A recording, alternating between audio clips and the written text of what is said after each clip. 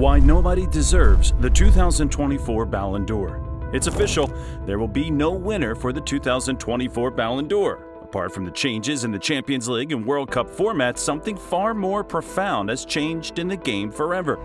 There is no longer a world's best football player. Sounds crazy, right? Well, it's all thanks to the two most insane footballers of all time who have turned even the brightest football stars into mere mortals. Think about it. Scoring 91 goals in a calendar year, netting more goals than games played, leading your team to back-to-back Champions League triumphs. These feats were unthinkable until these aliens graced our planet. You know who they already are. Ronaldo and Messi redefined how to be the best, and as their careers gradually wind up, the excitement of who wins the Ballon d'Or seems to be winding up too, because, come to think of it, who deserves to win this year's award? After the Euro, you might say it's Harry Kane for sure. No, that's a joke. Psst. Give us a subscribe. If you have the same amount of trophies that Kane has, helps us out a lot. But on a more serious note, even the media's favorite to win the Ballon d'Or, Vinicius Jr, did not perform better than Kane, who scored 44 goals for Bayern last season. However, Kane won't be on the list because of his poor outing at the Euros and his trophyless season at Bayern Munich. No silverware, no Ballon d'Or. Vinicius Jr played incredibly well for Real Madrid last season, scoring 24 goals and providing 11 assists. His season was even better because he won the La Liga and the Champions League, and everyone thinks he is the man for this year's Ballon d'Or. Ronaldo of Brazil described him as the best player in the world by far, and the legendary Rivaldo said his performance at Real Madrid was enough to crown him as the world's best player. Compared with other players, he could have easily won the Ballon d'Or, but what happened at the Copa America might have reduced his chances. He was just a runner in the national team with almost no result. Things looked good for him after he scored 2 goals against Paraguay in Brazil's second group game of the Copa America, but rather than adding goals to his tally, he accumulated enough yellow cards to keep him out of the quarterfinals clash with Uruguay. The arguably world's best player left the competition with only 2 goals. If Vinicius Jr wins the Ballon d'Or with his 24 goals for Real Madrid, the organizers might have to present another copy of the award to Suarez, who scored 59 goals in the 2015-2016 season, and apologize to prime Robert Lewandowski, who scored 53 goals in 2020 before the award was canceled because of the coronavirus pandemic. Did you know that during Ronaldo's worst scoring season at Real Madrid, he scored 33 goals in 35 matches? So it's safe to say Vinicius might win the prestigious award with a form not as good as Ronaldo's worst form at Real Madrid. Don't get this wrong, Vinicius deserves to be on this list because he's an incredible player, but that is only possible because of the absence of the GOATs. This is also the reason Toni Kroos is on the list, because whatever he did this season, he had done in his entire career, but no one noticed because the bar set by the two aliens was too high. He looked like an average player. He was Germany's key player in the 2014 World Cup and was voted man of the match in the 7-1 demolition of Brazil in the semifinals before helping his country win the World Cup after beating Argentina in the final. According to FIFA's Castro Index, he was statistically the best player of the tournament. He was a true German machine who carried the national team on his back. That would have been the perfect year to become the world's best player, but he came 9th in the Ballon d'Or because the GOATs were still around, and other exceptional players even did better that season. With Ronaldo and Messi leaving the stage, this year's award would have been his, but there's a problem. He left the Euros too early. Don't get this wrong, Kroos' performance was world-class, and Germany's elimination was not his fault. He completed 101 of his 102 passes in the opening match against Scotland. He was the midfield general till the heartbreaking elimination by Spain in the quarterfinals. Winning the Euro with Germany would have placed him above other Real Madrid stars who won the Champions League. Maybe that would have made him the undisputable favorite. Kroos might be an exceptional player, but the results behind his perfect passes are not so visible. For club and country, he scored only 1 goal all season and recorded 10 assists. If his passes were so important, he ought to have created more assists, but like Fabregas asked, there are all these stats nowadays, 100% pass completion, but show me the clips of their passing. Are they passing to a center back, a close midfielder, or are they splitting the lines and making things happen? That sounds more like Toni Kroos, who often passes the ball to the nearest man and seldom breaks the lines to create a chance. Kroos' passes might be accurate, but they are no threats to the opposition. During the 2018-2019 season, Trent Alexander-Arnold, a defender, recorded 15 assists for Liverpool. Kroos, a midfielder who is on the line for this year's Ballon d'Or, struggled to get 10 assists. The passes might be accurate, but the results fall short of a world's best player.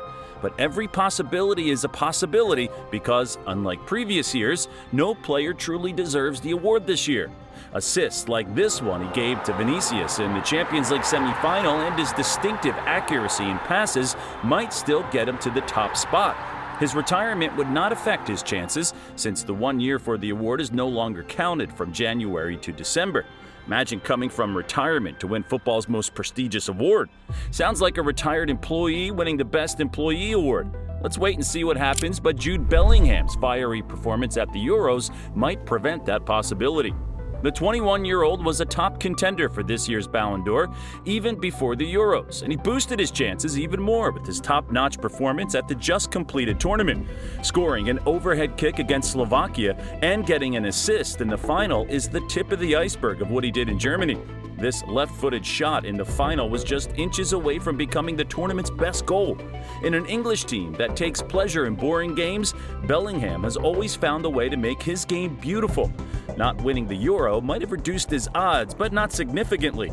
Some football analysts have even placed him ahead of Vinicius Jr for this year's award. His performance at Real Madrid was impressive for such a youngster. He scored 23 goals, only one behind Vinicius Jr, and got 12 assists, one more than the Brazilian. The two players had 35 goal contributions each for Real Madrid. Like Vinicius, who scored 2 goals in the Copa America, he also scored 2 goals in the Euros. So the two players are technically at the same level. If one deserves the Ballon d'Or, the other deserves it too. The only factor that might place Vinicius Jr ahead of Bellingham is the Englishman's inconsistency. Although he managed to score 14 goals in his first 15 matches for Real Madrid, things changed in December and he couldn't find the back of the net from open play in the next 2 months. He's been described as a passenger in the second phase of the Champions League because of his goal drought, but in his defense, some argued that he was not a forward in the first place, but a midfielder. 10 years ago, Vinicius and Bellingham would have been struggling for probably the 9th and 10th position, but being the best is no longer as difficult as it used to be. The Real Madrid stars are now like students who want to come first in the class with an average score of 50. But without counting the goals and assists, a Real Madrid defender who won almost everything last season might be going home with the award. Dani Carvajal scored 6 goals for Real Madrid last season, but his most important goal came in the Champions League final. It was his only goal of the campaign and a crucial one for the club's victory. Nobody thought of him winning the Ballon d'Or until the Euros when he delivered another ageless performance. He scored his first international goal at 32 against Croatia and went on to win the competition. He proudly got a red card in the quarterfinal clash with Germany, but that was not enough to erase his name from the list of Ballon d'Or contenders. However, missing the crucial semi-final clash against France makes him less of a perfect candidate. If you're wondering if a scorer of 7 goals can win the Ballon d'Or, remember that Fabio Cannavaro won it in 2006 without scoring a single goal. A defender who did his job well enough can also win the award. Carvajal did a good job last season and even added a bonus by scoring goals. Let's see if he would be the 4th defender to win the Ballon d'Or. Seeing Carvajal win the Ballon d'Or when defenders like Sergio Ramos and Carlos Puyol never got a chance sounds like cheating. But these two played at a time when the men at the front made it impossible for defenders to win individual awards. If Carvajal wins the Ballon d'Or, it would be a shock for him just like it would be for the rest of us. But that is how the game has become. There's no longer an obvious best player deserving of the award, but this list would be incomplete without the mention of the silent worker who lost only 1 game in 80 matches and won the best player at the Euro. A few months ago, Rodri was not one of the contenders for the Ballon d'Or, but after his performance at the Euros, there is no way his name can be excluded from the list. Spain's coach, Luis de la Fuente, described him as a perfect computer for his metronomic passing and ability to read the game. That is how best to describe the Spaniard's performance because since 2023, Rodri was undefeated in 74 games and only lost for the first time in his 75th match, which was the FA Cup final against Manchester United. With the national team, he didn't lose a single match in more than 500 days. Manchester City and Spain only lost matches when he wasn't playing. Although he won the Premier League, an elimination by Real Madrid in the Champions League quarterfinals meant Rodri did not do enough to win the Ballon d'Or. But his performance at the Euro somehow catapulted him to the top 3. But should he be in the top 3 with only 8 goals and 9 assists for Manchester City and 1 goal and 2 assists for Spain? Sounds too little for the top. It's not even up to Mesut Ozil's 28 goals contribution in the 2015-2016 season, and his name still is missing in the top 30 players nominated for the Ballon d'Or. Rodri is an exceptional player, no doubt, but could it be that the teams he played for are the reason for his perceived incredible form? Very likely, Manchester City would have won the Premier League without Rodri, and without him, Spain still might have won the Euro. That was evident when he got injured at halftime in the final match against England. The team played like Rodri was not missing. Spain's 2 goals came only after Rodri left the game. He might be the best player in the competition and an exceptional player for the English club, but his performance seems to be exaggerated because of his team's performance. If you are still here, please say in the comments if Rodri should be among the top contenders for the Ballon d'Or. While the Euro and Copa America added new names to the list of Ballon d'Or contenders, the competitions have also erased some names like Kylian Mbappe. Before the Euros, the French captain scored 44 goals in all competitions and won the French Cup and the French League. He was the Champions League's top scorer alongside Harry Kane with 8 goals. If the award was given based on the number of goals scored in a season, Mbappe and Kane would have gone to take the trophy before an official announcement. The French captain was among the favorites to win the award, and everyone thought he would drop a world-class performance at the Euro like he did at the World Cup. The best he did was score a penalty goal against Poland in the group stage and blow up a chance to take his team to extra time during the match against Spain. Mbappe was allowed to give a verdict on his performance at the Euros, and he described it as a failure. His injury might have contributed to his woeful performance, but the voters for the Ballon d'Or won't care about that. Can a man whose performance is a failure still win the Ballon d'Or? It's almost impossible, and that is why it's safe to say the Euro has erased Mbappe's name from the list. While the Euro erased Mbappe's name from the list, it added the name of Lamine Yamal, the Spanish teenager who took his school assignments to the Euros. Those assignments couldn't prevent a world-class performance and the goal of the tournament against France in the semifinals. His odds for the 2024 Ballon d'Or seem to have increased significantly, and he is among the top 10 players already. But his probability of winning the Ballon d'Or is at the bottom because of Barcelona's poor outing in the La Liga and the Champions League. They ended second in the league with 10 points behind Real Madrid. The young Ballon d'Or contender scored only 7 goals last season. That sounds like the number of goals Sergio Ramos and John Terry would score in a season, and they won't be among the top 20 world best players. Yamal, a forward, needs to score more goals than defenders before he could grab a hold of the Ballon d'Or. He's a talent to watch, no doubt, but if this was 10 years ago, Yamal's name would have been far from the contenders for the award. He is not the favorite, but having his name on the list with his minimal goal contributions shows how much football has changed. There's no longer a debate on who the best among the best is, but a discussion of who is the best among the average players. But there is this player who is arguably more than average, scored more goals than Vinicius, and even reached the final of the Euros. Some have insisted that he can win this year's Ballon d'Or. Phil Foden had an incredible season for Manchester City, scoring 19 goals and having 12 assists. Without his contribution, City wouldn't have won the Premier League. But with every other possible Ballon d'Or winner, there are reasons Foden is still not fit to win the award. Although he scored 5 goals and got 3 assists